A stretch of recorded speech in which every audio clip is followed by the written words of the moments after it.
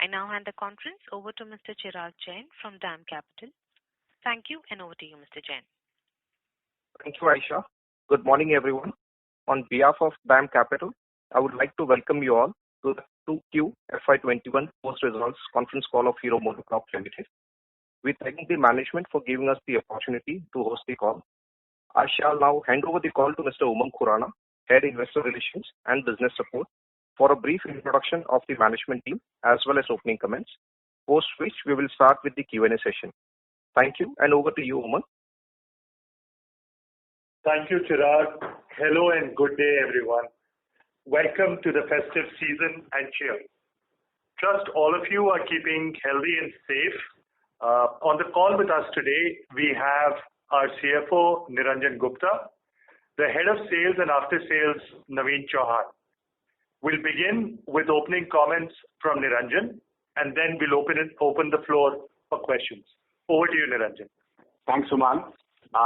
Again, welcome everyone to this call. Good morning, good afternoon, and good evening, depending on which part of the world you're joining from. I hope you, your families, and colleagues are staying healthy and doing well. This digital world, as we have seen, while socially distancing, has in a way bridged all the divides, even between day and night, as some of us are discovering. So welcome to this new normal. We are all delighted to deliver this set of results to you, and I'm sure you are delighted as well. Volume growth of 8%, profit growth of 9%, profit before tax growth of 14%, EBITDA growth of 17%, and revenue growth of 24%. To top it all, a market share gain of 300 basis points in a quarter. Perhaps we couldn't have asked for more, but if you go by our own team, they appear hungry to do even more. Our mantra has been, let this crisis not go to waste. And due to this, the entire team and machinery has worked relentlessly. Coming to macros, the economic activity seems to be recovering gradually after the unlock. Going by all the lead indicators, such as GST collections, eBay bills, online retail, two-wheeler sales, and recently the four-wheeler sector also has joined the bandwagon. IMF, World Bank, and RBI has suggested significantly better FY22, with India growth forecasted to be at 8.8% and global growth at 5.2%. That should bring smile on our faces. As we have seen, the rural economy has been doing well even during the crisis, and now semi-urban and urban seems to be catching up. The COVID-19 crisis, though, hasn't gone away. But good thing is that people and economies are learning to live with it. Key is to ensure that we don't let our guards down, but embrace the new normal and new ways of working, achieving same or even better results than before. Our results reflect that it's possible to do so and gives us immense confidence moving forward. The sales momentum in two-wheeler has been good. Hero was the first off the block to rapidly restart and has continued to strengthen through this period. We believe strongly the momentum is clearly with us. Our supply chain, manufacturing, sales network, all have worked beyond capacity, creating several records along the way.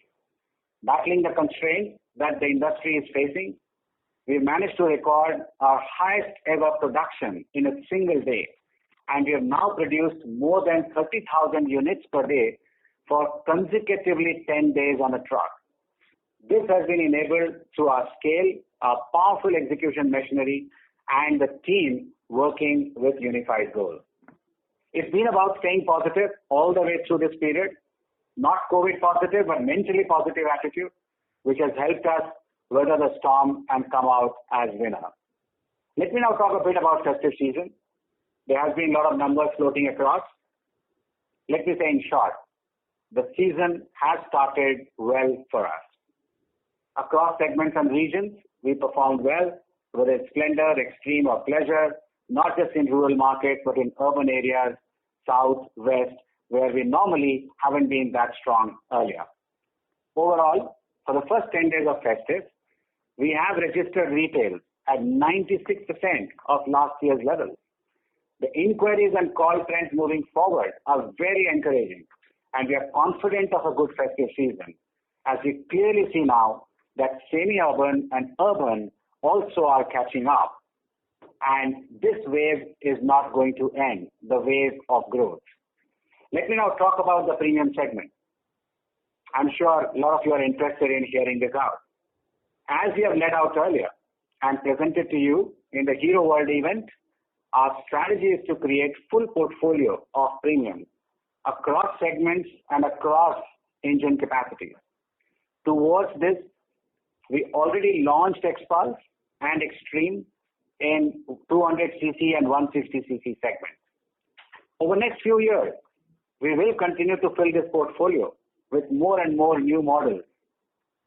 The Harley-Davidson partnership, which we announced 2 days back, accelerates and enhances our premium segment strategy.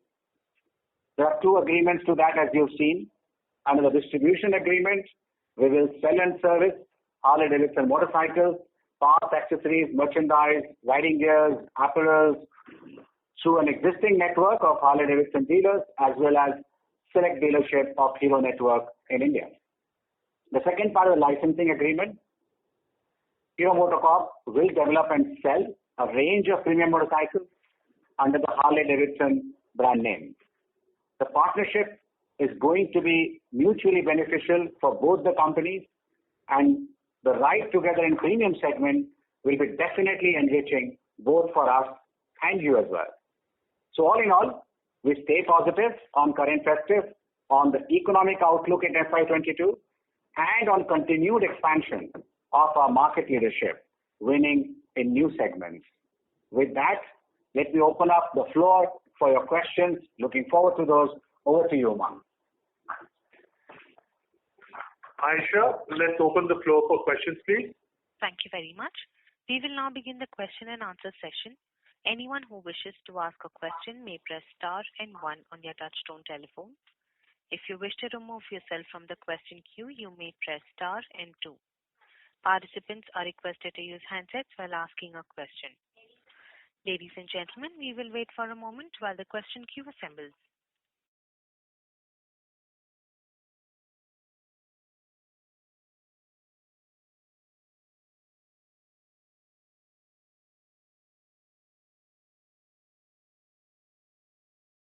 The first question is from the line of Kumar Rakesh from BNP Paribas. Please go ahead. Hi, good morning. Thank you for taking my question. My first question is around the Harley-Davidson partnership. Can you share some details around how the revenue sharing partnership would work, and what do you exactly mean by premium motorcycles? Which all segments we would be developing and selling under the brand name of Harley-Davidson? Right. So Rakesh, as we explained, it's going to be premium range. Obviously, the exact details of which CC and the specified range we will not be able to share at this stage. But clearly, it's going to enhance and accelerate our journey in the premium segment, as there would be licensed bikes which we will develop, which will carry the Harley badge name and therefore be marketed.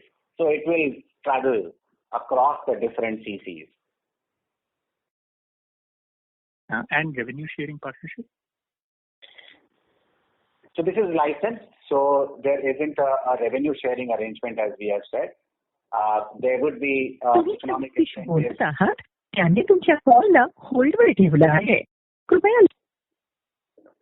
There will be economic incentives for both the parties in this.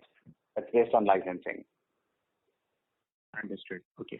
My second question was more around the margin part. Last quarter we had discussed that our target is going back to earlier 14-15% kind of margin band. Now in this quarter, our volume was higher than last year, and our overhead cost was also much more controlled than what it would have. And discounting also appears to be lower than last year. But we are still falling short of that range. So what essentially is pulling us back on the margin, further expanding the margin in line with what we have been targeting? So Rakesh, the 14 to 16 has been always our long-term guidance. In the short term, we have maintained that the BS6, the price increase was passed on absolute terms in terms of cost, and the recovery of margins will happen gradually, both through cost-saving program, which the Leap 2 we have launched, and steadily taking pricing action. Got it. Thank you. I'll fall back in the queue. I have more questions. Sure. Thanks, Rakesh. Thank you. The next question is from the line of Nishit Jalan from Axis Capital. Please go ahead.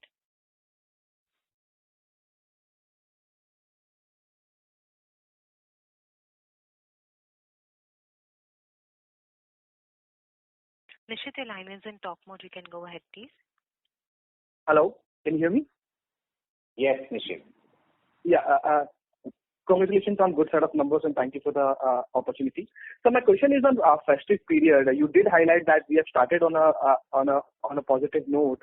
We just wanted to get some other more details in terms of, so for example, in North India, where we are a predominantly bigger players, do you think that the festive season started well over there as well? And during our channel checks, what I found out was that Navratra Dashera period is relatively smaller, accounts for a relatively smaller chunk of sales during festive period compared to Dhanteras and Diwali. So some color on that would be useful. Thank you. Let me pass this on to my colleague Naveen. Hi Nishit, and good morning, good afternoon and good evening to everyone. And I also welcome you all on this call. On festive, it has started well, as Niranjan said. We know that there are markets which peak during Navratra period, and there are markets which peak at the later period. And you rightly said North, Central are the markets which actually generally go and peak during the Dhanteras period. Overall, across, on a like-to-like basis, we are seeing positive sentiment. In fact, the positivity among our dealers is very, very strong. The indicators, lead indicators per se, if I were to pick up, is kind of customer calling up, checking up with us on our products, the positivity that has been created. In fact, to the run-up to festive, the positivity that we have seen, all are leading to a positive side. So you're right, there are Hindi-speaking markets, particularly North and Central, are still to bat big way in the times to come. So just a follow-up on this, if you can give some indications, for example, if we sell 100 vehicles during festive period, will Navratra Dashera period be 20 to 30% of that, or it could be substantially higher for you on an overall basis, not asking for region specific, but overall basis? Just wanted to get a sense how important is Diwali Dhanteras for you compared to Navratra. There are three phases to this 32-day period if you look at. One is Navratra, and then you've got a period in between, and then you've got last 6 or 7 days. The first 10 days normally account for 1/3 of the total sale that we plan for the festive, and it's going accordingly. Okay. Thank you for that. My second question is for Niranjan. Niranjan, you did mention about profitability in terms of percentage margin. If we look at gross profit per vehicle in the last 2 quarters, if we adjust for one-off in 4Q, we have seen that gross profit per vehicle has come down by about 5 to 6% over the last 2 quarters. This is despite the fact that we have taken price increases in April and also in July. So just wanted to understand, is there any specific reason for that? We are seeing specific cost pressures on any particular commodity, or what is the reason for that? No, actually, this is not any particular commodity impact. What we have to see is holistic EBITDA margin. In the last quarter, we had our EBITDA margin was 3.7%. We had said our underlying Q1 was 12%. We've registered 13.7%, and all of us know that with the BS6, where price pass on is absolute compared to the cost pass on, there is bound to be a margin recovery period, which is over a period of time through Leap 2 and through price actions. So no unusual things there. We continue to track well on this with cost management and overall margin delivery. And finally, the objective also is to ensure that the overall bottom line grows. And you would have seen as a combination of volume and pricing and cost and margins, our EBITDA has grown in double digits. Sure. Thank you so much. Thank you. Thank you. The next question is from the line of Aditya Makharia from HDFC Securities. Please go ahead. Yes, sir. Just on the festive season, once again, we mentioned retails are 96% of last year's levels. Now, this is higher than what FADA has been saying because they've been saying retails are down between 10 to 15%. So, could you throw some color? Have we gained substantial market share? And also, there was talk of some stress in the entry level or the 100cc segment. So maybe if you could, just share your thoughts. Yeah. So let me make a comment and I'll hand it over to Naveen. So as I said in my opening speech, there are a lot of numbers floating around. And if the numbers of FADA or the others are to be believed, then mathematically we would have gained market share. So let's wait for the full festive numbers to pan out. So let me hand over to Naveen to add some more color to it. Sure. So two things that come to my mind. In times like this, customer looks for trust and customer looks for value. By the very basic the sentiment that brand hero evokes, which is about trust, we've seen customers coming to us. Splendor is in positive space in terms of retail number in the first 10 days. Mm-hmm. We have been able to deliver value. In fact, continuing on the brand of Splendor, we've seen even our own HF customers kind of reaching out and going on to Splendor. So we see positive, and what Niranjan said in the beginning, that there are a lot of numbers which are floating around, and hence it was important for us to bring that point of where we stand at this point of time. Right, and what will be the inventory right now with our dealerships? Will it be 40-45 days? So our inventory is as per our festive plan. So we obviously plan for a good festive, and the inventories are tracking according to that. Our aim is that at the end of the festive, we should be ending up at less than 4 weeks of inventory.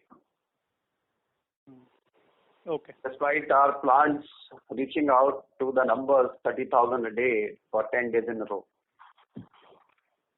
Okay, got it. Thanks. Thank you. The next question is from the line of Kapil Singh from Nomura. Please go ahead. Yes, sir. Hi. Thanks for the opportunity. Sir, if you remember when we met, we talked about Mr. Singh, I would request you to speak a little louder, please. Okay. Can you hear me? Yes, sir. You can go ahead. Okay.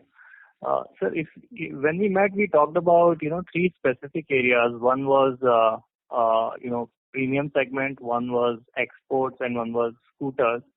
Now, we have seen some initial signs of market share gain in scooters as well as, premium segment. But because, there is some inventory filling by various players, it's not clear to us. So just wanted your sense on the retail side. Are you seeing similar gains in market share, in your opinion? And also, could you help us understand when we look at the premium segment, should we look at the 150cc, or there are products like Pulsar 125 which are also considered premium by some of the analysts. So just your thoughts on this whole thing, that a customer who's buying Pulsar 125, is it a Splendor customer or is it a Pulsar customer in your view? Okay, so there are three parts to your question. I'll pick up the scooters first. So this is not just an inventory building phenomena. We shared in the last call also that there are brands like Pleasure, which were earlier limited to certain geographies. We've been able to take it to more geographies, and we are seeing traction of Pleasure, especially in the Pleasure Plus format. And recently we had launched Platinum, which has also got very, very positive reviews. Destiny is growing significantly. In fact, in our BS6 format, we don't have Duet, but I'm sure you would have seen that Masto 110 Q is enough. So we've been able to pull the customer to Destiny, which is filling up significantly in a nice way, and the resultant is the gain in market share. On the retail front, I won't comment on what's happening other places, but yes, we definitely see positive. On premium, very strong reviews, very strong responses and especially in major urban markets like Mumbai, if I would talk about. We are on our way to doubling our market share on the back of Xpulse, Xtreme 160R, and also Passion Pro in its new avatar. It's getting very good traction in markets like that. So the gain is across, in particularly initial gains, significant gains in South and West and East. In the rest of the markets, our teams, our dealerships are very positive on this. The third piece is about this segment you said. See, I would say the consumer defined the segment, right? And so you've got entry, which is, the first timer who's wanting to get into a motorized area for his mobility needs. So you've got entry price points. And then there are aspirants who want to aspire for a better one, where our Splendor and Passion Pro sits. So that's what is deluxe. And then there is another segment of customers who are looking for more power at 125cc. So we consider 125cc in our commuter, and our premium starts at 150cc. Okay. So thanks. And my second question is on the cost side to Niranjan sir. When we look at employee costs, other costs, etc., are these at normalized levels now in Q2? Just your thoughts on how these will evolve when we look at second half. Yeah, broadly you can assume that they are normalized levels because Q2 was a full quarter. Yeah. Obviously the line items may change because there would be some employee costs in quarter two which would be a little elevated levels as we started to get the labor back, and therefore some costs are elevated. Equally, you see advertising, marketing costs in quarter two are a bit subdued, and there will be more in quarter three. So the line items may shift a bit up and down, but overall, if you see, yeah, you can assume that they are broadly at normalized levels. Okay, sir. Thanks. I'll join back in the queue. Yeah. Thank you. Thank you. The next question is from the line of Jinesh Gandhi from Motilal Oswal Financial Services. Please go ahead. Hi, sir. My first question pertains to the difference which we see in registration data of Vahan versus your commentary. There has been consistent divergence which has been there. Any sense on why such divergences?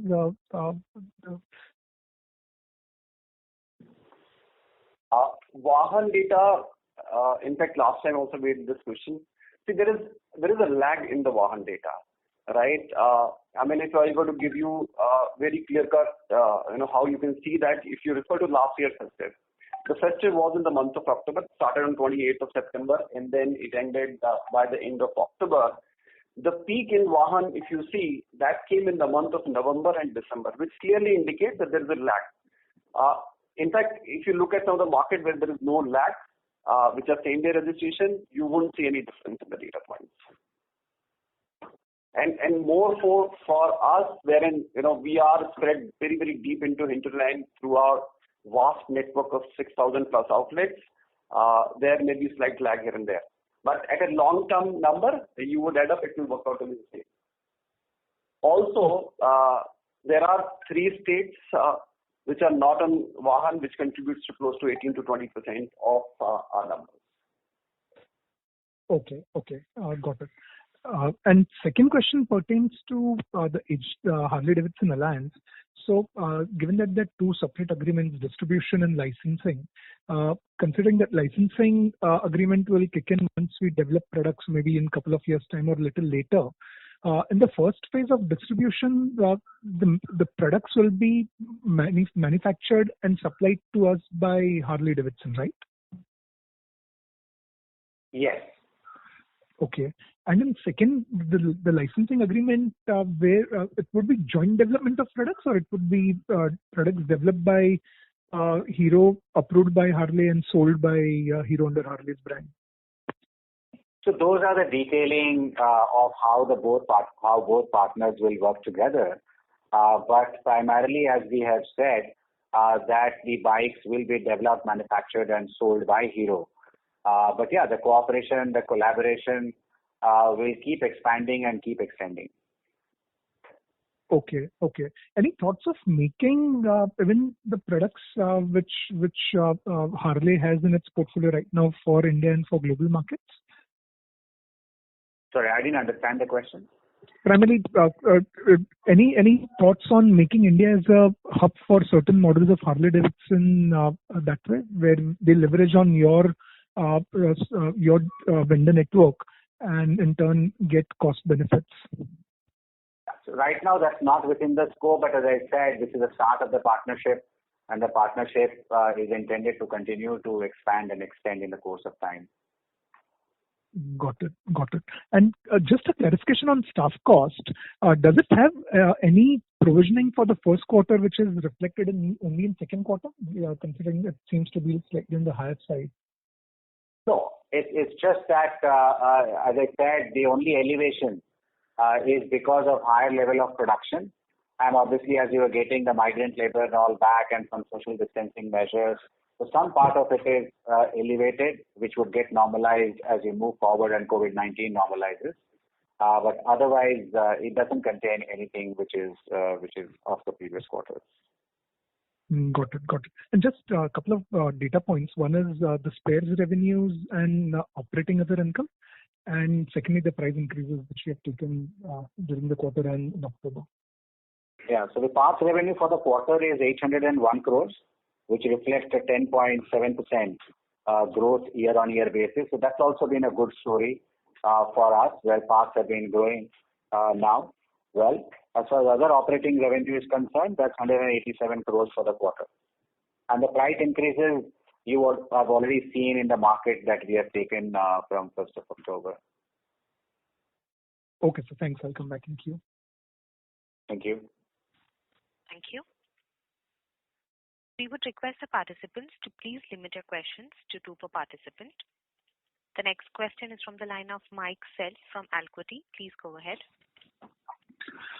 Good afternoon. Thank you very much. I just have one question. You said that retail sales were at 96% of last year's levels. Could you give us some granularity between rural and semi-urban and urban? Given how strong the monsoons have been and the harvest, are rural retail sales in significant positive territory, and that's being dragged down by urban, or is it pretty consistent across areas? Thank you. So, good afternoon, Mike. Let me hand this over to Naveen. Yeah, hi, Mike. So rural continues to remain positive, as we've seen, since we started our during COVID times. There was a lag in urban and semi-urban, but they seem to be coming back. And yes, the difference in terms of the growth rates between rural and urban, which in the pre-COVID times used to remain between 4 to 6%, is somewhere around 8% or so at this point of time. Urban's coming back, and we are seeing traction in both markets at this point of time. Yep. And overall, you're right, Mike. Overall, the rural is positive growth, getting a little bit of offset by semi-urban and urban. But that also we are seeing the growth is catching up as more days are passing by. In fact, on the rural, just want to add, Mike, this is harvest time here in India, right? And the farmers are going to mandis to put their harvest and get money. So as we move into festive in the first week of November, we would see further positive kick from the rural side. Great. Thank you for the clarification. Have a good afternoon.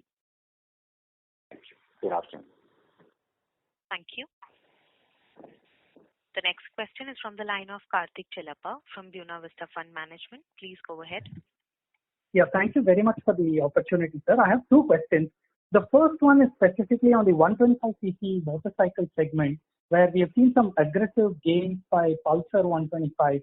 I just want to know how much of that is actually cannibalizing our brands, and how much of it is actually market expansion, and how do you propose to counter that? Okay, so see, we are going as per our plan in 125cc, and this is something that we've held very dearly to us in terms of the way we have invested in 125cc. The 2 of our brands, which is Super Splendor and Glamour, they are in the new avatar. In fact, in festive, you would have seen that there's a base edition of Glamour, which has come out in the market. Essentially, in BS4 era, these brands were limited to certain geographies. In BS6 period, because of the kind of performance and the kind of work that we have done on these products, we are seeing positive numbers in new markets. In not those core markets, for example, Glamour, if it was East and AP Telangana story. Today it is the pan-India story. We see year on year there is a gain in terms of its own contribution into our portfolio as well as market share gain. So that's it from my side on this. Thank you. Okay, so another way to interpret it would be that probably the new entrant is expanding the market rather than cannibalizing most of the time. Cannibalizing within their portfolio is something that I won't comment at this point of time. Okay, great. My second question, sir, is can I have the share of volumes which were financed this quarter, and what portion of that came from Hero FinCorp versus others? The financing has been on the uptrend. The other financiers have started coming back. Clearly, that's a reflection of confidence in the two-wheeler story. And also, as all the NBFCs look towards a smaller ticket size and shorter tenures, so that is auguring penetration going up at 40% plus this quarter. And out of that, the Hero FinCorp share has gone up to 50% plus. We see the continued uptrend week after week, and hopefully by the end of next quarter, the financing would have gone further higher as the more financing keeps coming back, and also as semi-urban and urban also catches up on the growth bandwagon. Thank you. Karthik, we would request you to please come back in the question queue for any follow-up questions, as we have several participants waiting for their turn. The next question is from the line of Chirag Sureka from DSP Mutual Fund. Please go ahead. Sir, my question was on financing only. My question, you partly answered it. Sorry to interrupt. Chirag, your voice is breaking. Sir, my question. Okay, is this better? Yes. Okay, sorry, you just answered my question partly. It was on financing only. Do you feel that dealer financing and retail customer financing, especially in urban India, is going to be a challenge given the fact that collection efficiencies have been poor for some of the financiers and they're still cautious on this segment? Not really, Chirag, because if you look at it, what are the NBFCs doing? If you have to curtail the risk, then you would curtail out the bigger ticket size loans because that carries heavier risk, and you will cut out on the longer tenures. So therefore, you cut out on the tenure risk and the size risk. If you take both these into account, then probably the best way to do it is to actually move that money into two-wheelers. So we don't see a challenge as far as urban financing is concerned. It's just about semi-urban and urban coming back to growth, which is the trend that we are seeing. Rural has been the first one off the blocks. And then, of course, semi-urban, urban now catching up. So we really don't see a challenge as far as the urban financing is concerned once the growth comes back. Thank you, sir, and good luck. Thank you. The next question is from the line of Ashwini Agarwal from Baroda Mutual Fund. Please go ahead. Good afternoon, sir. Good afternoon. Hello. So we have seen a sharp decline in the labor cost for this quarter on an absolute basis, an absolute number basis. So how far is this sustainable?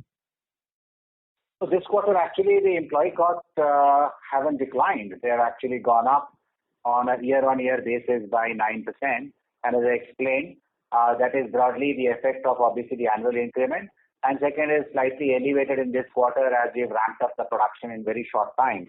So you take measures which actually increases the cost in a short-term period, which will get normalized as we move forward. So I'm talking about per unit cost of labor on the production side. If you work out that number, that has come. Yeah. So labor is not variable. So largely it remains, large part of labor cost is a fixed cost. And therefore per unit would not be the right way to look at. That will always depend on what the volumes are. Okay. And you have made absolute EBITDA per vehicle which has not been there in last 20 quarters. So is this sustainable? Is this number? Well, we are doing well. That's all I can say. And we are expecting positive FY22 as well. So the top line keeps coming, the bottom line will keep coming. And we have been doing very aggressive cost and cash management. Cost, you have seen the results of that are reflected in the P&L with our Leap 2 program, and you will see more moving forward. And cash management also, I'm sure you would have noticed from our operating cash flows.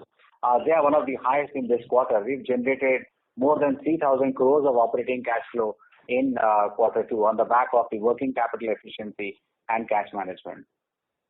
And so going forward, we have seen hardening of metal prices and also of the precious metal prices. So how does it affect you in going for the next 2-3 quarters? So Ashwini, look, the commodities, there are periods when commodities go up, there are periods when commodities come down, and all of us have seen these cycles. The important thing is whether through these cycles, does the company have the ability to navigate through a combination of obviously sourcing, cost savings, and pricing. And I think we've adequately demonstrated that through all these periods of ups and downs. So honestly, I would not really be concerned about it, nor I would venture into forecasting the commodity prices. But what is important is how do we navigate through these, and it's sufficiently demonstrated. Also, if you see the commodity trend, for instance, crude actually shows range bound. It's still hovering around just $40. While yes, the steel aluminum has gone up. So there will be ups and there will be some downs. Currencies have started appreciating back. So there will be these offsetting factors as well. And whatever is the remaining, we are confident about our ability to navigate through these and maintain the margins as we have demonstrated in the past. Thank you. Ashwini, we would request you to please come back in the question queue for any follow-up questions, as we have several participants waiting for their turn. The next question is from the line of Chirag Jain from IDFC Securities. Please go ahead. Yeah, good afternoon, sir. Chirag Jain from DAM Capital. Just a couple of questions. Number one, last year during the festive season, we had, let's say, a lot of offers and discounts. I mean, generally at an industry level, even though the financial impact was a bit limited. And so how do you see the competitive dynamics on the ground this festive season, especially in terms of discounting? That would be my first question. Second question would be, one of the, let's say, concerns that we hear from investors is obviously how the post-festive scenario may look like. Obviously, in the current festive, while rural has been strong and semi-urban and obviously urban is catching up, how do you see, let's say, post-festive once, let's say, the pent-up demand is largely through? Any specific comments around that? Thank you. Okay, so I don't think this festive has been a period of discounting. The efforts have been more in terms of bringing cheer to the market by kind of giving a good feel to the customer with decorating it right. Whatever offers are there, they are very, very strategically positioned in terms of looking at one of the segment which was down in the run-up, which was about the replacement buyer. So there has been effort in terms of getting those customers out and making a purchase in these festive times. So more around that. As far as the post-festive time is concerned, you rightly said that pent-up is over and the fundamentals are playing at this point of time. Rural, the fundamentals continue to remain strong. Urban and semi-urban, there is a sign which is coming back. Unless until there is something around COVID, I see the positivity would continue as we move forward. So we are cautiously optimistic about the times ahead post-festive. Thank you. That's it from my side. Thank you. The next question is from the line of Ronak Sarda from Systematix. Please go ahead. Hi, thanks for the opportunity. First question is on, if you can highlight something more on Leap 2 program, because we have seen, Q1 was a pretty low volume quarter, and Q2 we have bounced back to almost, the highest level of production for us. So, how have we been able to navigate cost? Any specific areas where we've been able to, deliver much better cost control? Right, Ronak. As we announced, we have launched the Leap 2 program, which covers right from design stage to on-stage production costs, straddling the entire chain. And internally, we have upped the target from Leap 1, which the internal target was 50 basis points, to Leap 2, which is 100 basis points. We are tracking well on that. Obviously, the results you will see in coming quarters as it comes. and then we'll be able to give you more definite outcome of that. But we stay confident, and in fact, this is one of the things that definitely will help us, even if the commodities move up, to navigate through the crisis, and of course also help us in moving back to our long-term guidance of the EBITDA margin. Sure. Okay. And the second question was, I know the channel checks, even, speaking to, seeing your, the way inventories have been pushed in the market pre-festive season, the assumption was festive to be, start strong.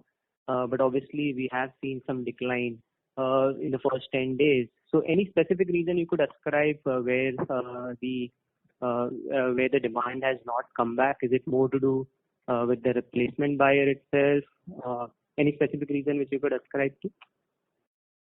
No, actually we started strong. So I don't know why we think 96% of last year's festive is not strong. Remember the last festive, last Navratra, the 10 period was the highest ever festive for us. So on that base, it's a very good number. And as we said, that over this period, we have seen now semi-urban and urban catching up. So it's not about the different categories of buyers. It's just that the different geographies coming and joining the bandwagon a bit late. And as Naveen explained, this period is just 1/3 or 30% of the overall festive. And moving forward, with semi-urban and urban catching up, clearly the next part of the festive, one would see even momentum continuing further. Sure. Perfect. Okay. Thank you and all the best. Thank you. The next question is from the line of Sonal Gupta from UBS Securities. Please go ahead. Hi. Good afternoon, sir. Thanks for taking my question. Just want to understand, could you give us a sense of what was the retail growth for you in the second quarter? As far as retail growth in second quarter is not relevant for retail, honestly. There's a Shraddh period, there's off period, there's run up to festive. So sufficient to say that as far as retail is concerned, it's still better than the pre-COVID level. Okay. Retail you think was better than pre-COVID? Yes. Okay. And just because, I'm sorry to belabor on this Vahan, because it seems like a lot of investors have a lot of concerns around that, and we're seeing somewhat your retail market share in the last few months dipping on that front. So just wanted to check if you had any comments around that. And the second thing was in terms of our analysis of looking at Vahan data for two-wheelers in particular across states.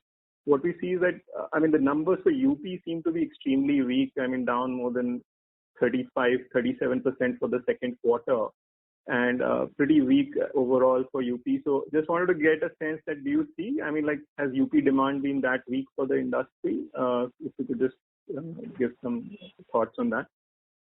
Yeah. Let me ask Naveen to add some more color to it. Okay. So, we've explained on Vahan about the lag in the market that you talked about, UP, Bihar, and, there are markets wherein there is a temporary registration. There is a lag. So the numbers come with a lag. If you look at our overall market share, even on Vahan, we've gained 2% Q2 versus Q2 on Vahan also, right? So that's a number which is there. There was a short period, and then you've got the run up to the festive, which is again 15 days. These numbers normally get reflected later on, and I had given the reference of last year also, and that data can be checked. We all know that retail peaks up in the festive, but if you see the data of last year, November and December, you will see the peaks arriving there from the registration number. Okay. And just on financing, what we understand is that there is a reduction to some extent in the loan to values. So, are you seeing a decline in the deluxe or the mass market segment in terms of loan to value overall, or in the percentage of financing? Not really. There's no trend as such. In fact, moving forward, we do expect financing to keep moving up. and it's moving up. There are initial signs even in festive also. We see there is a positive movement in financing. In fact, that should be again, Naveen, a good driver for growth moving forward. Absolutely. Yeah. Okay, sir. Thank you so much. I'll join back. Thank you. The next question is from the line of Shyam Sundar Sriram from Sundaram Mutual Fund. Please go ahead. Yeah. Hi, sir. Good morning. Thanks very much for taking my question. Sir, my first question is on the demand. I think we have also tried to explain in various ways of the demand trajectory. My question is more, there was a good level of optimism initially post-lockdown on the two-wheeler purchases from a personal mobility perspective. From those initial levels of optimism, there seems to be some reduction therein. So you did mention that the growth rate differential between the rural and the semi-urban is around 8 percentage points at this point of time. Is it more of an income impact that has now become more pronounced in the last couple of months than what it was initially, and that is leading to this sort of a growth differential between the rural and urban? And do you see that normalizing, or is it more because... I'm really sorry. There is a lot of noise. I'm not able to hear it clearly. I would request if the question can be repeated, please. Yes, sir. Is it better now? Yes, it is. Yeah, much better. Yeah. Okay. No. My question was, there was initially a very good level of optimism post-lockdown on two-wheeler purchases for personal mobility. From those levels of optimism, there seems to be some decrease therein. You also mentioned that the growth rate differential between rural and urban is at 8 percentage points per se.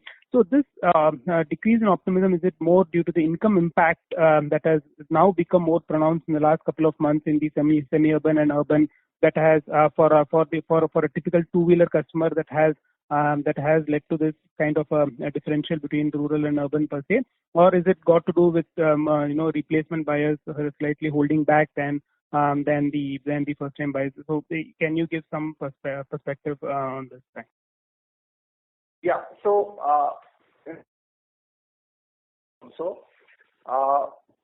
different parts of the country, urban, semi-urban, and rural, has got different level of penetrations in terms of per household, and hence the contribution of the replacement buyer is higher in urban as compared to rural.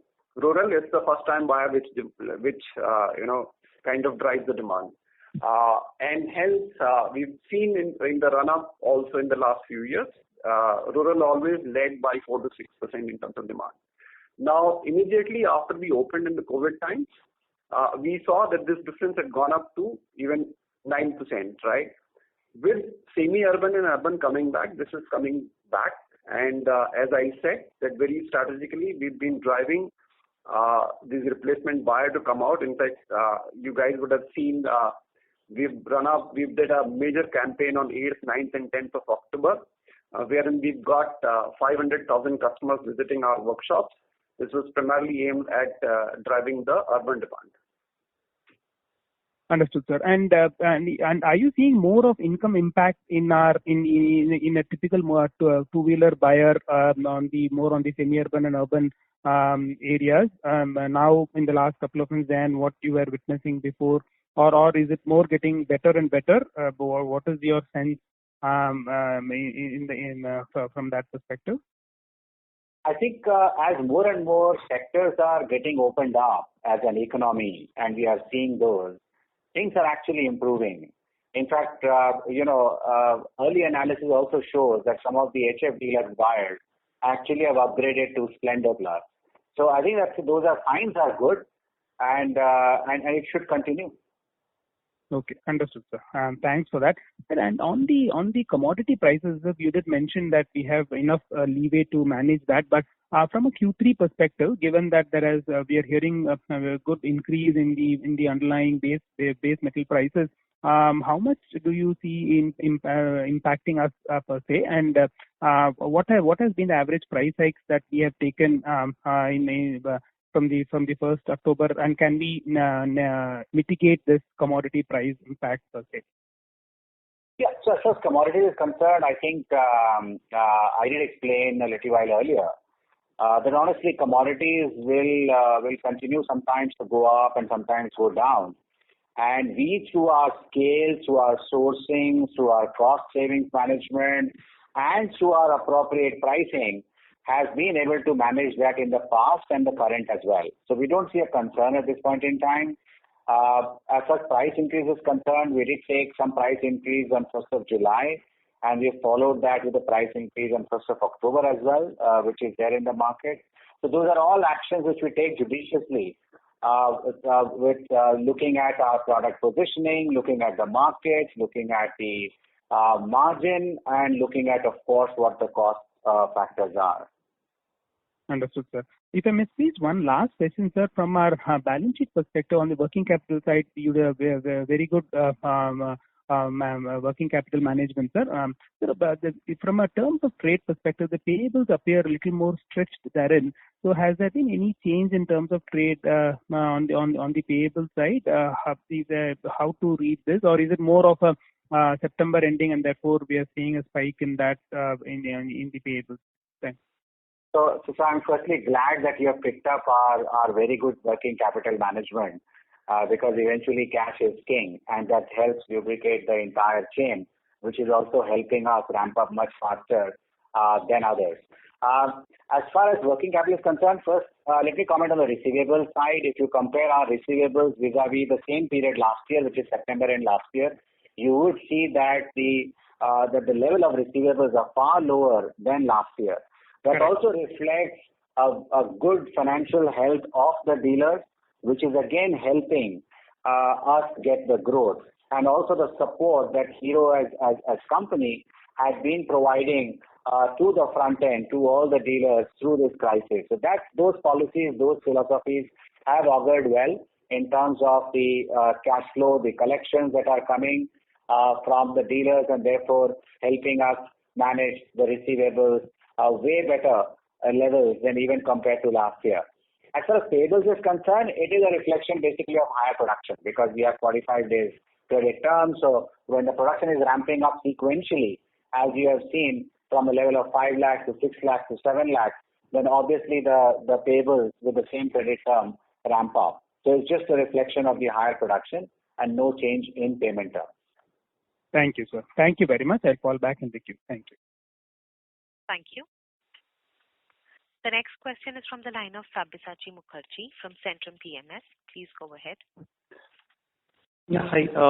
Thanks for the opportunity. Couple of questions and one clarification. First of all, have you passed on the entire cost of BS6? Sabyasachi, your voice is not very clear. Can you try again, or maybe you can move to the next caller? Hello, can you hear me? Yes, slightly better. Yeah. Yeah, hi. So for my first clarification is, have you passed on the entire cost of BS6 to the customer? Yes, as we have outlined, the absolute cost has been passed on. The margin recovery on that will be a process as we highlighted to come back to our long-term margin range. That is 14 to 16% as you guide, right? Yes. Yeah. Okay. Next is, what would be your current inventory position in the channel? Is it fair to assume it is 6 to 8 weeks? The inventory position at this point in time is honestly not relevant and cannot be calculated in terms of number of weeks. What we are doing is, it's nothing out of ordinary. In fact, what we are aiming at is less than 4 weeks post-festive. The dealers continue to demand more at this point in time, and that is why we've been ramping up our production and dispatches. And as we highlighted, for the last 10 days, we have been able to produce 30,000 per day for 10 consecutive days. And that's happening simply on dealers' own demand. Because whatever we are producing is getting dispatched immediately. Sure, that's great to hear. Lastly, on your strategy on Ather Energy is concerned, what is your long-term plan and what is our current stake, if you can highlight? Thank you. So let me talk more about our EV strategy rather than Ather strategy. As far as EV is concerned, as we highlighted, they are both Ather, of course, we invested in 2016. We continue to have 30% plus stake. Our current stake is 34.6%. Plus we continue to develop our own product as well. And Ather is more focused on the premium side of this one, not so much on the mass side. And obviously, Hero's development is going to straddle across both mass and premium. Thank you. The next question is from the line of Binay Singh from Morgan Stanley. Please go ahead. Hi team, thanks for the opportunity. Most of my questions have been answered. I just have something on other expenses. In the past, we've seen that the other expenses as a percentage of sales tends to be higher in Q2, Q3, Q4 versus Q2 as our retail sales play out in that quarter and sales promotion sort of spending ends up being higher in Q3. So how do you see that playing out this year? Shall we again see a similar trend where your other expenses as a percentage of sales rise sharply in Q3 versus Q2? I think it's better to look at other expenses on the annual basis, full year basis. And if you look at on a full year basis, we don't see any reason why the percentage to sales should be any different as compared to last year. It will be consistent on an annual basis. Okay. And okay, noted. And secondly, you mentioned about this earlier also in the call that we've in the past also talked about this shift from sort of public transport to private ownership. Any anecdotal data that you have in terms of percentages or anything on that? As far as ownership, private ownership is concerned, there are trends definitely. Where you also see corporates, you also see, even urban areas, and Naveen talked about our growth in South and West and Mumbai, and one can clearly see people getting onto their private vehicles. And that seems to be a thing that could stay for a while. But Naveen, I've seen in one of the, what that we have done, one segment, which is office goer, is increasing its contribution in terms of our retail, which clearly indicates that there are people moving from public transport to private transport, right? So that's just one data that I wanted to refer to as a question. Or will you have data on first-time buyers now versus pre-COVID? Because that will also sort of show that shift in a way.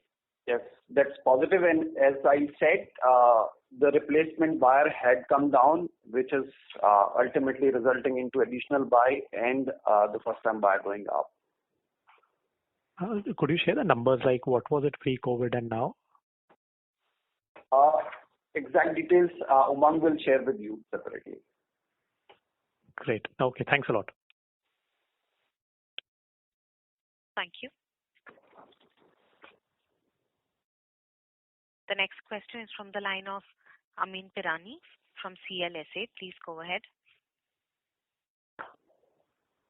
Yes, hi. Thanks for the opportunity. Actually, my question was related to the previous question. If I see, the last 6 months, I think the demand for two-wheelers and for Hero has been driven by a combination of, rural doing well, plus some pent-up demand and some, the fact that there has been some, need-based panic buying, office tour, like you mentioned. So going forward, as the market normalizes, as things open up, which segments could do well? I guess rural will still continue to do well, but pent-up and need-based may taper down to some extent, and inflation will come back. So if you can give some idea as to how you see the next 6 to 9 months panning out in terms of demand sector. I think just one thing to add, the demand for Hero, one point in this is also about market share gain. Yeah.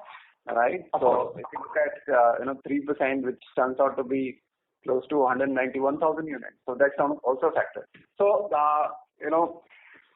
we are positive. New products are placed very, very well in different markets. The very fact that in South and West, in top 10 towns, we have gained significant market share, right? So it is going to go in the first-time buyer. The replacement has been holding on. They will come back. So that's also a segment that we will see. We've got very nicely positioned Passion Pro for somebody who looks at a good option from 125 to 110. So that's with 22% talk up. It's a good product for them. So that's how I look at as we move forward. In fact, just to add, Naveen, to your point, the other thing is if you look at our market share gains, we have gained in deluxe, we have gained in premium, we have gained in south, we have gained in west, we have gained in scooters. So really, it's not been a rural market share gain story for us. Rural is an economic story that they have been chugging along and the economy has been leading. But for us, it's actually spanning across geographies, and hearteningly, this is across the premium, dealers, the higher price segments, and the more urban places where we have gained market share. So we have reasons to believe, and we are confident this is the main factor. Is also the BS6 product. Our BS6 products have been received extremely well in the market, and that is playing out in terms of our market share. Yeah, and especially if you look at 100, 110 cc, 125 cc, I think in our BS6 product with the latest technology, we are delivering value to the customer for the price which has gone up. So, and that's why we see the traction in our brand, traction in our product, and gain in market share. Great. Thank you. Thank you and all the best. Thank you, Ahmed. Thank you. Ladies and gentlemen, due to time constraints, that was the last question. I would now like to hand the conference over to the management for closing comments. Thank you everyone for coming in. I wish you a very happy Diwali and keep safe everyone till we meet again. Yeah, absolutely. Happy Diwali to all of you. Happy festive and keep positive and cheer. Happy Diwali, stay safe and have a safe Diwali. Thank you. Thank you. On behalf of DAM Capital, that concludes this conference. Thank you for joining us, and you may now disconnect your lines.